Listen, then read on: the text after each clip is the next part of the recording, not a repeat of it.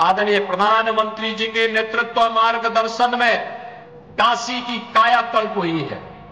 अयोध्या में प्रभु रामलला के 500 वर्षों के बाद विराजमान होने के अवसर पर अयोध्या को त्रेता युग की तरह फिर से सुंदरतम नगरियों में से एक बनाने का काम किया है। और अब जब महाकुंभ प्रयागराज के कार्यक्रम को सकुशल संपन्न करने के बाद अब हमें फुर्सत मिली है। यद्यपि यहां कार्य पहले प्रारंभ हो गए थे, लेकिन इस बार हमने बजट में विशेष प्रावधान कर दिया है। और आप आश्वस्त रहिए, बस आप आशीर्वाद देते रहिए, इंतजार करिए।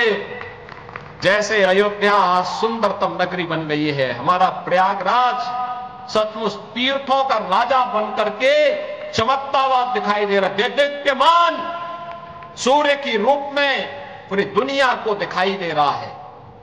महाकुंभ की सफलता उसका एक उदाहरण है। जैसे काशी की कायाकल्प हुई है, अब तो बारी इसी ब्रजभूमि की है। मथुरा, वृंदावन, बरसाना, गोकुल, नंदगांव, गोवर्धन, बलदेव, ये सभी पे विकास के लिए पैसे की कोई सीमा नहीं।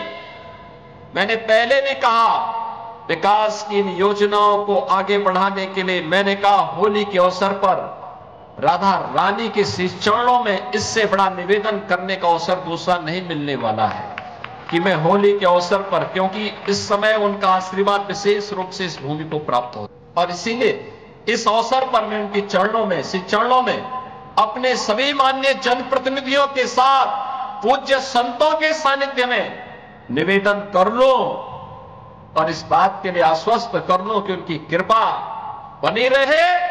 यहां का विकास होगा, पूरा विकास होगा। जैसे अयोध्या में, जैसे प्रयागराज में, जैसे काशी में, जैसे मां विंध्यवासिनी धाम में आपको दिखाई दे रहा है, यही हर विकास के कार्य यहां पर इसी रूप में आगे बढ़ेंगे।